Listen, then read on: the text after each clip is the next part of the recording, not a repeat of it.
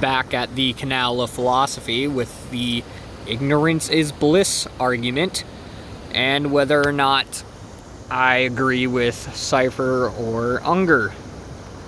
And I'm more inclined to agree with Unger that there is definitely value in living outside of the Matrix, but it's more of a moral value as opposed to like a physical one where it's not exactly something you can enjoy in the flesh, you know?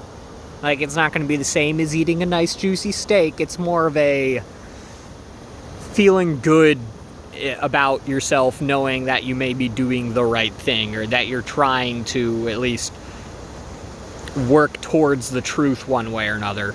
In terms of his argument, though, I have slight trouble at least understanding maybe his whole comparison with life insurance and how buying life insurance for your children but not being able to live long enough to actually see it in action is pleasurable, because I think the pleasurable aspect of that would be buying it, you know, being a good parent, and less actually seeing it come into effect. That seems like it wouldn't be a very fun experience, watching your kids, you know, have whatever happen to them. Or point being, I have slight trouble with his argument in and of itself, but I do agree with where he's coming from. I do think it's a moral issue where you have to...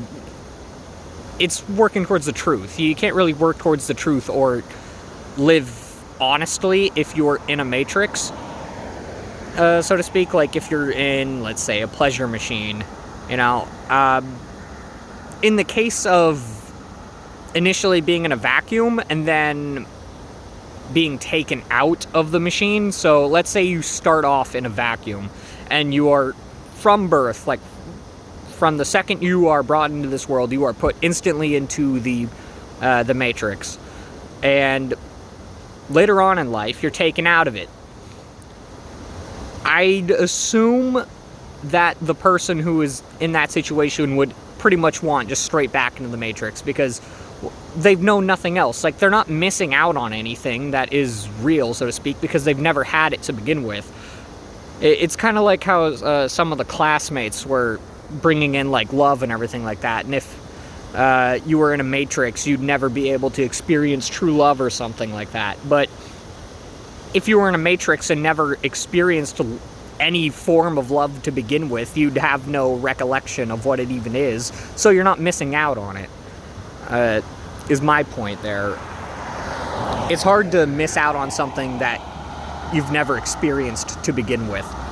So if you've lived in a Matrix your entire life and never experienced what the true world is like, then yeah, being ignorant to that would be bliss, because why would anybody want to be in our world as opposed to a Matrix outside of a moral reason?